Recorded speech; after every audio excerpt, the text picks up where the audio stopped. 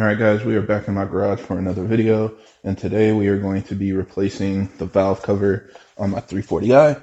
So this entire upper section, this plastic part, is going to be coming off. This is something that you'll typically get replaced at the dealership if you have a PCV failure, because the PCV is integrated to the valve cover.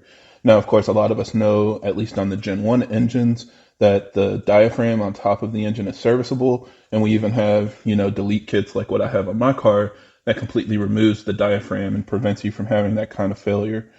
But sometimes even doing that process doesn't fully fix it, and you still need to replace the valve cover. Or if you're in a Gen 2 car like a Supra or a G Series, M340i, etc., you don't have that option just to replace the diaphragm, so you have to replace the whole valve cover anyway. Or if maybe you're upgrading to an aftermarket valve cover, this DIY can also be helpful for you. So I will show you guys the entire process of replacing this valve cover. Keep in mind the actual engine portion is pretty much the same for all B58s, but the trim, of course, is going to be a little bit different. So depending on the model that you have, you'll have different like cowl panels and stuff like that on Supras and stuff compared to mine. If you do have like an M140i, M240i, 340 or 440, then the process will be the exact same. But yeah, hopefully at least this gives you guidance on how to replace it if you're one of the people that need to replace your valve cover, or maybe you're just watching this video so that you know how to do it in case you have to do this process in the future. Now, for everybody that's new to the channel, I create a lot of DIYs like these, as well as post other videos that help keep you up to date on the latest development in our community, and hosting technical discussions so that we have a better understanding of how our engines work. So if you're interested in any videos like that, be sure to subscribe, hit the notification bell and all that good stuff so you can see more of my videos when they come out in the future. All right, so let's go ahead and get started. All right, guys, I'm sorry in advance. I know a lot of people hate when videos do this, but we're going to skip forward past the injector removal portion of this process. I already have a completely separate video showing you guys how to remove and reinstall your injectors.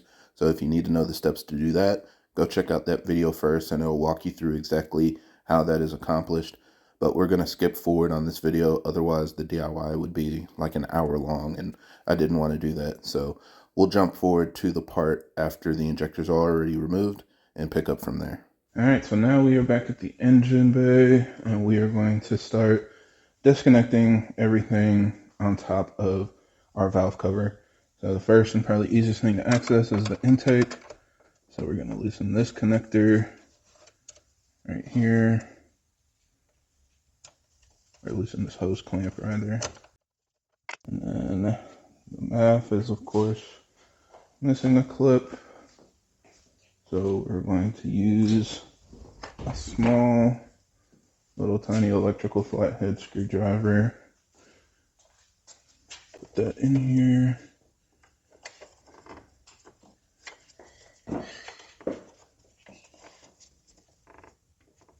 And disconnect the sensor. There we go. Next we're going to loosen these clips. And then remove the upper air box. And then we can pull up the lower air box. Just some rubber grommets underneath, so pull straight up. Then down under here, there's another hose clamp that we're going to remove. And that allows you to remove this upper intake pipe. So there we go. It's like this hose clamp. It's just down underneath there. You might have to get creative with your socket wrenches depending on the angle that it's installed at. And then you'll be able to remove that. Now I've got my Ross Racing PCV delete kit. This is just kind of pushed into the valve cover, so I'm going to pull that out and remove this hose. And then move this hose out of the way. And we've just got like a lot of different plugs and sensors on top of the valve cover that we're going to need to disconnect.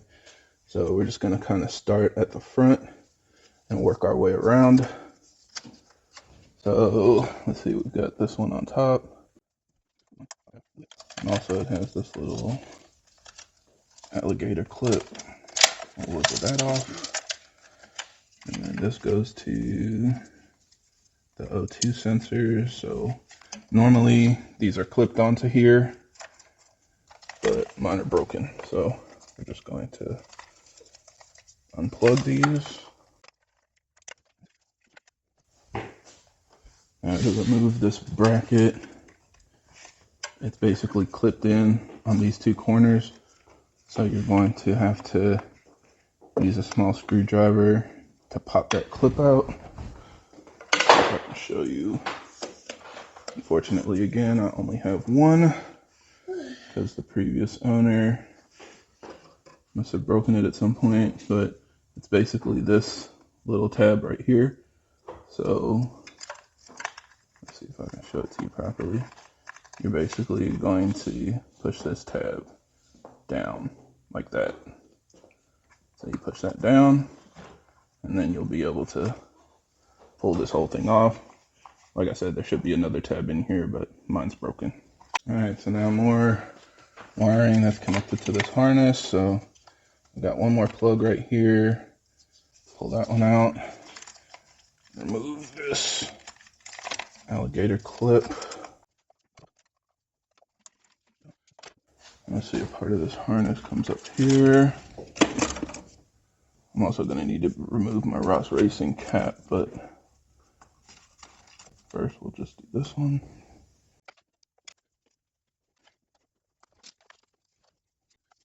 Now we're going to remove this entire Evap line system on the front of the engine. These all have the same connections like the PCV hoses. So you can see it kind of has these rough edges on each side. That's where you push your finger together. And if you squeeze it, it should pull straight off like that.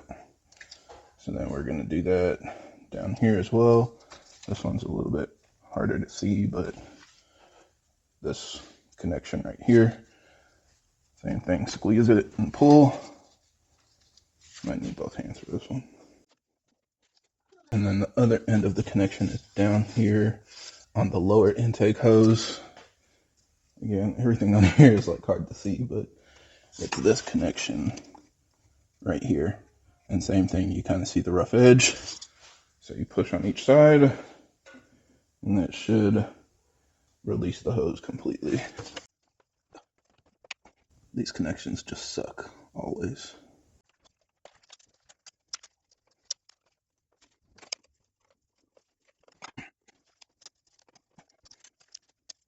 Oh yeah, and don't forget to unplug this little pressure thing right here. All right, then behind here we have another sensor. Basically everything that's running off of this bracket needs to be removed. So just follow this wire around, and every time you see a wire plugged into something that's like right around here, remove it. Now the last wire runs all the way to the back, and this one's gonna be a lot of fun. But we have two valve cover actuators at the back of the engine. I'm going to remove them first, and then I'll show you how I removed them, so it'll make more sense because they're literally all the way back behind there, so you can't really see what I'm doing on camera. But I'm going to go ahead and remove it, and then I'll show you what I did. First, we're going to remove this Ross Racing cap so I can have a little bit more room to get my hand back there. Obviously, if you don't have a PCV delete, then you don't need to do this step.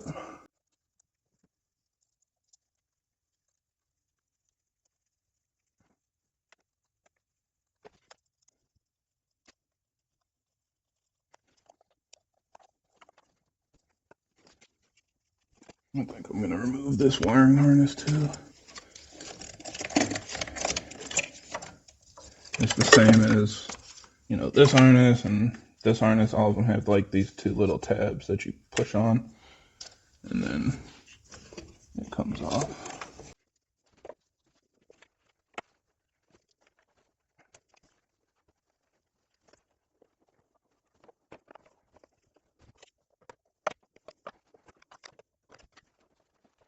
That was a lot easier than I expected, but this is what we're removing.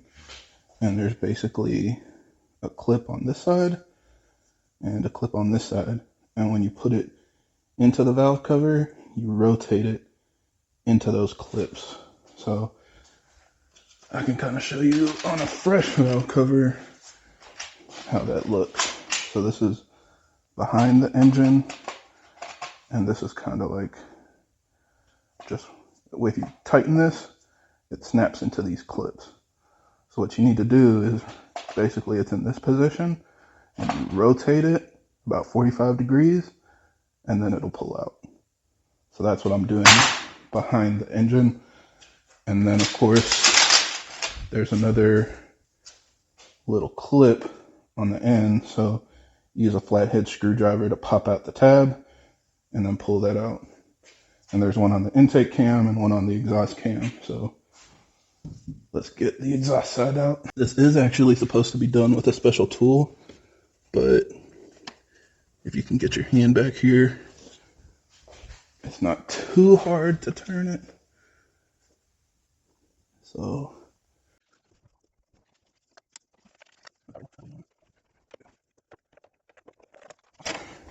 yeah, that's supposed to be done. There's like a tool that I think it goes into these two holes. So it'll like plug into the hole and then you can get a better grip to remove it. But obviously it's not too difficult to remove with just your hands if you can get your hands back there. And then we've got this wiring harness. I'll move that out of the way. Let's see, there's also a little gasket in here that didn't come out. If this doesn't come out with the actuator, make sure you fish it out because you don't want that falling behind the engine. And also those aren't side specific. It's the exact same part number for the intake and exhaust side.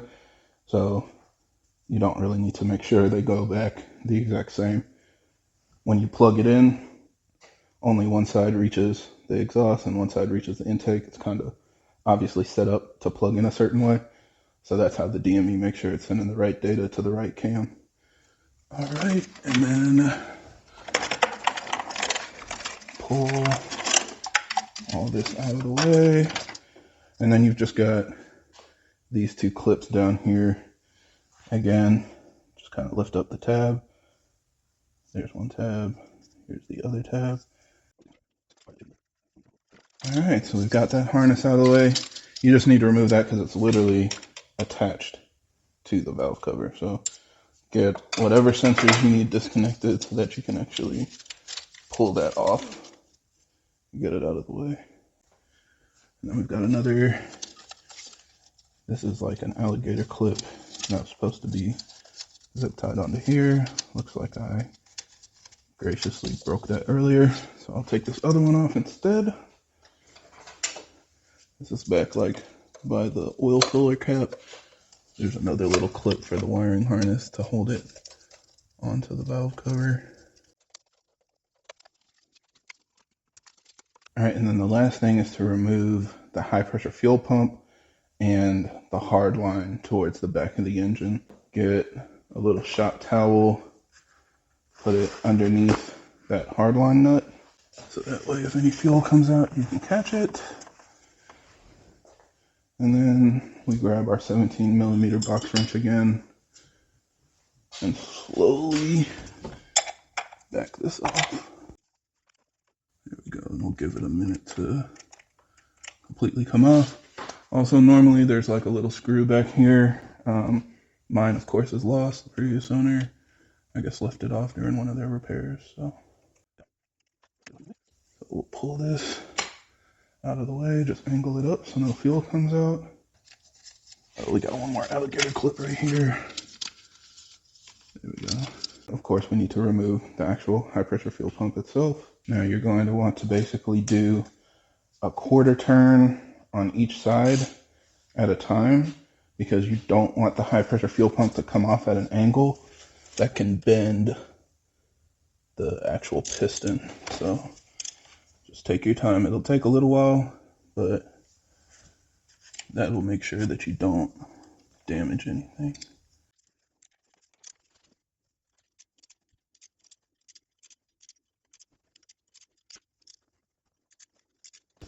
Now it's loose enough. I can just back it the rest of the way off.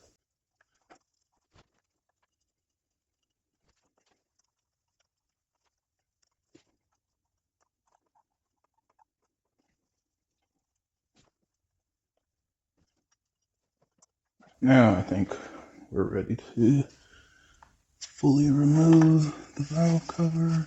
These sensors are going to come off with it, and then we'll transfer it to the new valve cover before we put it on, so you don't actually need to remove those. All right, so now we are ready to finally remove the valve cover.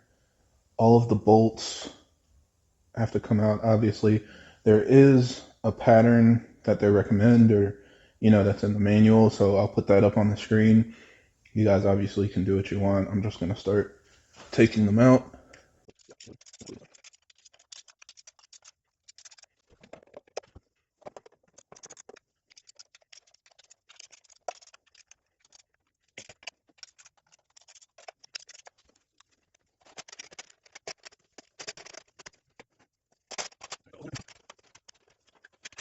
I think one more step we're going to have to do is removing this cover at the back. I thought I could get away without it, but it's definitely hitting. I don't want to break anything.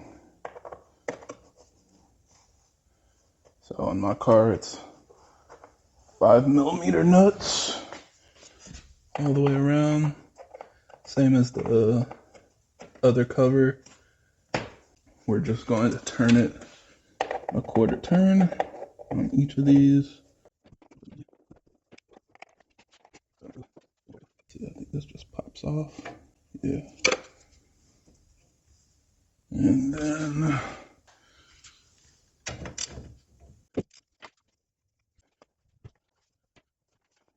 all right, let's see if that gives us enough room. You just kind of got to watch the backside where those little tabs where the actuator clips in. It's hanging up on everything. All right, got her out. Luckily, everything looks pretty clean. Nice and shiny. This is 60,000 miles, so I wouldn't expect anything to be super bad, but yeah, pretty good condition. Now this is why you want to make sure you remove this cowl panel, because this timing chain guide is plastic and you don't want to crack that when you're pulling the valve cover. Just make sure like this whole firewall area is clear when you're actually pulling it, because all those little tabs on the back of it where the actuator snaps in tries to hang up on there. So squeeze it between that little space, take your time, kind of slide it back and forth until you maneuver it out, and you'll be good. All right, so now I am going to be installing the new valve cover. The good news is this already comes with pre-installed gaskets. It has an all-new PCB diaphragm and all of that. The only thing is it does not have the cam position sensors, so we'll have to transfer those over, and it does not have your oil cap, so we'll have to transfer that over as well. Let's go ahead and get this all lined up. Again, watch out for your timing guide back here. And there we go. All right, so first thing I want to do is seal up as much as possible. So that means we are going to transfer over my oil cap so that this isn't sitting open. And then we've got those two sensors on top. So here's our valve cover again. So we've got one sensor here, and then the other sensor is here towards the front of the car. So one's on the intake side, one's on the exhaust side. We're going to remove both of those and then transfer them over.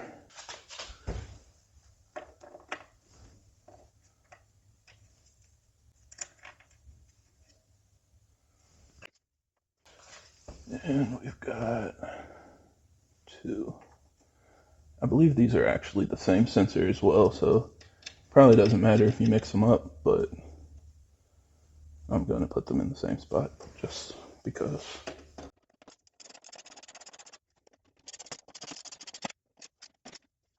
And now what I'm going to do is just kind of start all of the bolts. I'm not torquing anything down, just kind of hand tightening everything to make sure it's all lined up. I like to start kind of at the corners because those are the ones that can vary the most. And then usually if these are good, then the other ones line up pretty well.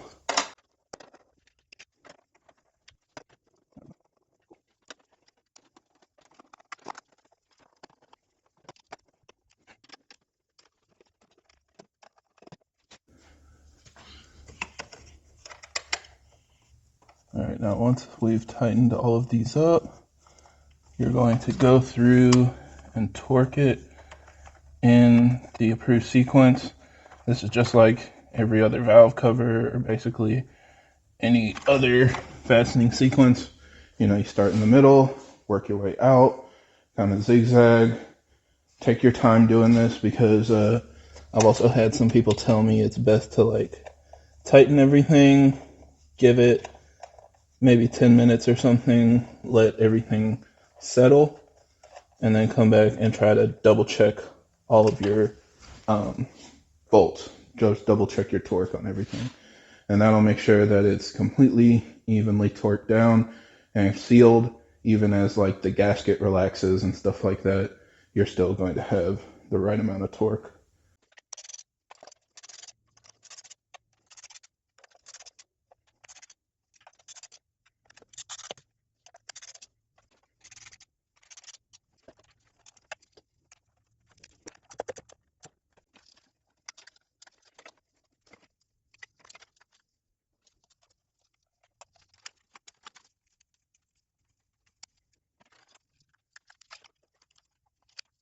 Now I think both of the actuators install a little bit easier by plugging them in first and then kind of working your way back there because it just kind of sucks. There's no way to see what you're doing when your hands are actually back there. So I'm going to try to plug this one in first. Route it properly, obviously. So we'll plug this one in. And then it's going to kind of be the same thing. You start it kind of at a 45-degree angle, and then you're going to turn it back straight.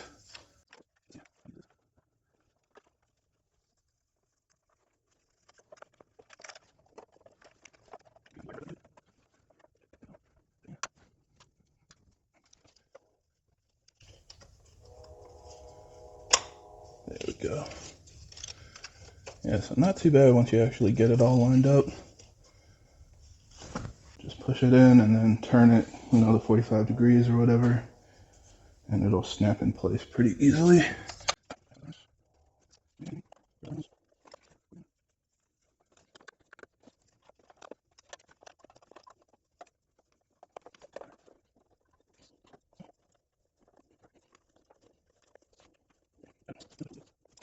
The next thing I think I'm going to do is the high pressure fuel pump. Again, just remember this needs to be screwed on as straight as possible. So the same way that you removed it a quarter turn at a time, you'll want to install it and tighten it down a quarter turn at a time. And that'll make sure that you're not bending the shaft or putting like a sideways load on it or anything like that.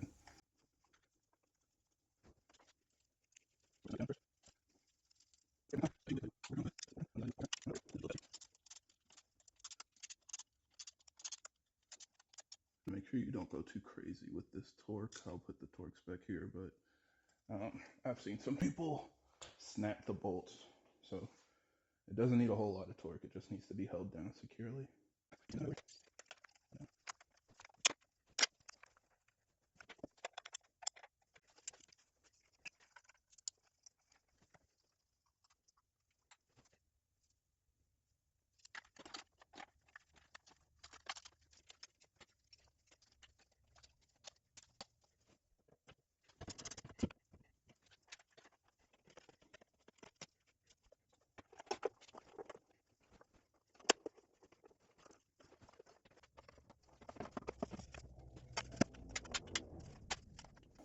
So yeah, really at this point, we're just putting the last couple pieces together.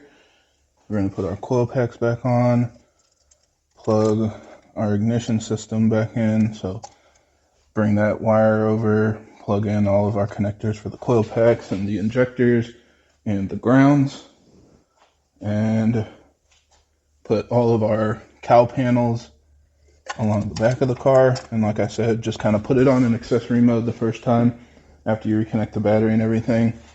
Then scan for codes, see if anything pops up. If it has open circuit on the code description, then that's probably a sensor that you forgot to reconnect. So make sure you connect everything that you can before starting the car and turning it over. And that'll prevent you from potentially causing a bigger problem. And yeah, that's it for this video. So thank you guys for watching, and I hope this helps. And if you have any other questions or comments, leave them down below.